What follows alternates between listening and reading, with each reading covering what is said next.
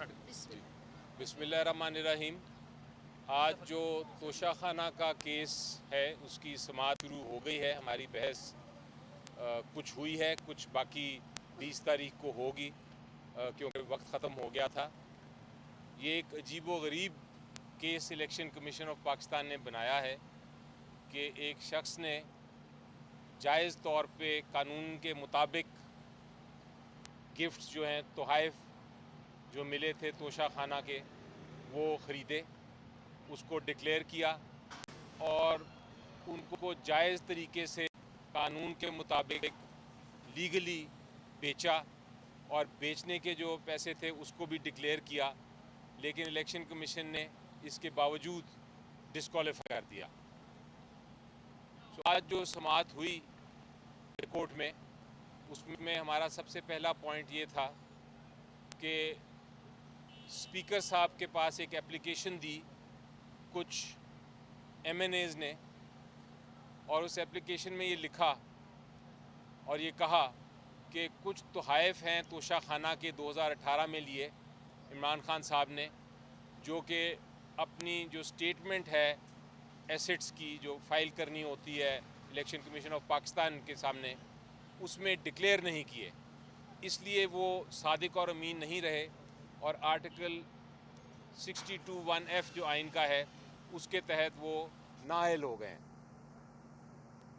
Election commission of Pakistan के सामने भी जब केस आया और स्पीकर के सामने भी, तो उनके सामने कोई आर्टिकल 62(1)(f के तहत किसी अदालत की डिक्लेरेशन नहीं थी इमरान खान साहब के ख़िलाफ़। सिर्फ़ एक इल्ज़ाम था इन कुछ लोगों ने, कुछ MNAs ने लगाया था। स्पीकर साहब को चाहिए था कि उसी वक्त ये रेफरेंस डिसाइड करके ख़त्म कर देते, लेकिन उन्होंने इलेक्शन कमीशन को भेज दिया। इलेक्शन कमीशन के सामने भी हमने ये कहा कि किसी किस्म का डिक्लेरेशन किसी अदालत से नहीं है जिसमें इमरान खान साहब को नाअहल करार दिया हो, इसलिए इलेक्शन कमीशन इस रेफरेंस को मुस्तरद कर दे। लेकिन इलेक्शन कमीशन ऑफ पाकिस्तान ने भी ये हमारी बात ना सुनी।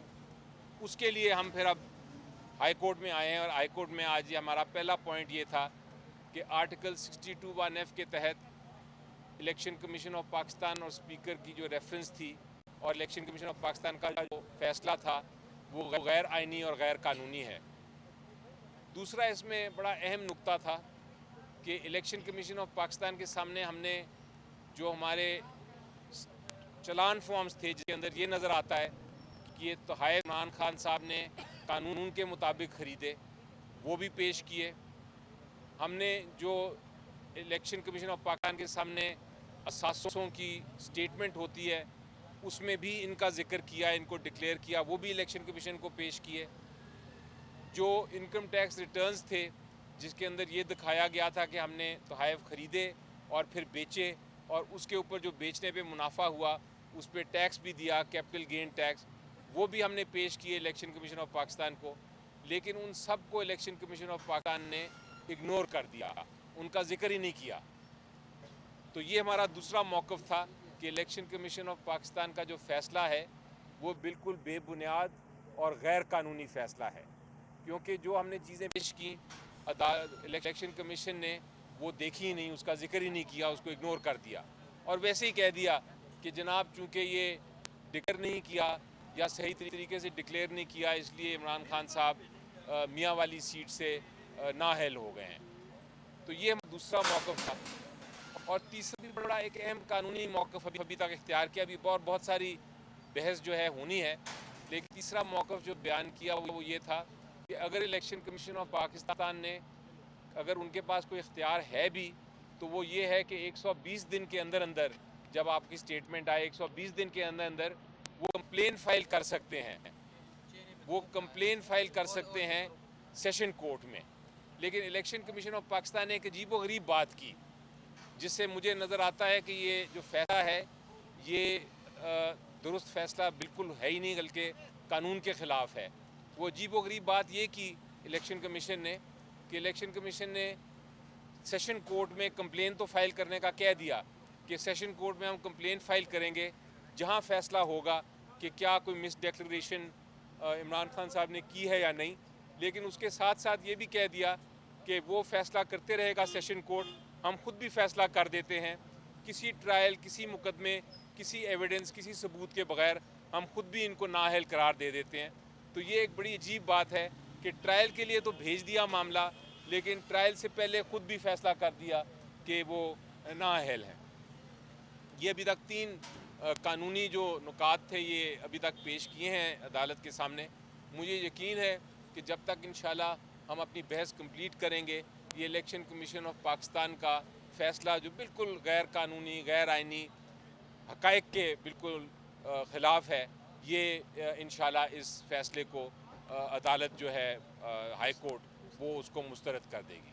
तो ये अभी तक की पोजीशन है।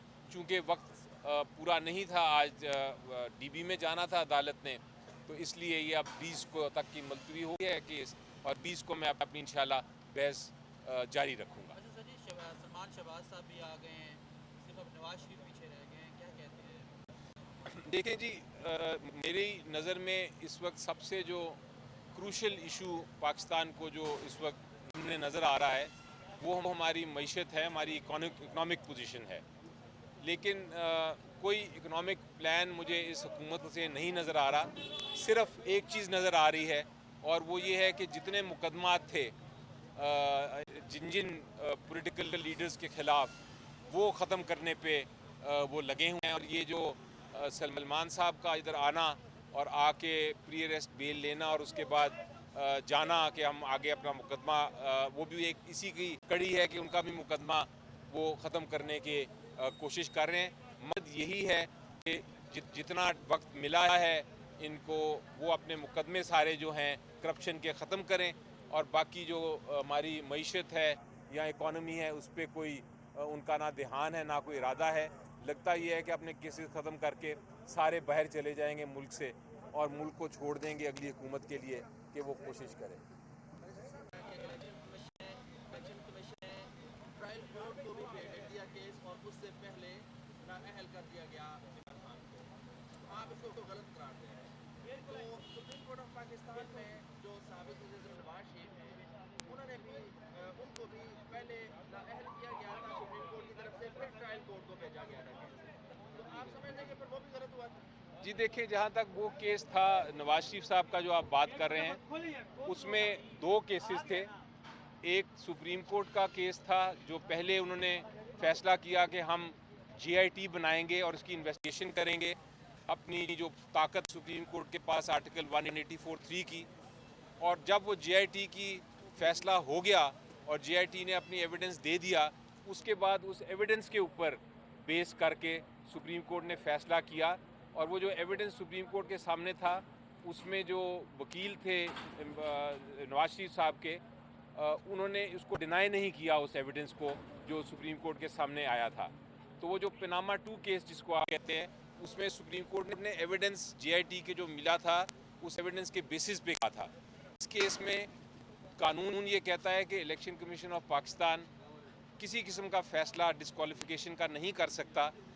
अगर कोई उनको मिस डिक्लेरेशन नज़र भी आए तो एट बेस्ट वो ज़्यादा से ज़्यादा वो कंप्लेन कर सकते हैं और ट्रायल में केस को भेज सकते हैं। तो मैं इलेक्शन एक्ट बात कर रहा हूँ। इलेक्शन एक्ट के तहत और इलेक्शन एक्ट के मुताबिक इलेक्शन कमीशन ऑफ पाकिस्तान का फ़ैसला बिल्कुल गलत, इसमें कोई शक नहीं। बल्कि आपको याद होगा कुछ दिन पहले जस्टिस काजी साहब ने कहा था कि जब आप का ऐसे गलत जजमेंट्स हों, आप जिसने फ़ैसला किया है उसके ख़िलाफ़ भी कुछ बोल सकते हैं। मैं भी इलेक्शन कमीशन के ख़िलाफ़ नहीं बोल रहा, मैं सिर्फ जजमेंट के ख़िलाफ़ बोल रहा हूँ। लेकिन इस जजमेंट इतनी गलत है कि उसे लगता ये है कि इलेक्शन कमीशन ऑफ पाकिस्तान ने शायद ये कानून समझा ही नहीं जिसके तहत वो उनको ये कार्रवाई करनी थी। Thank you. इधर से आ जाए।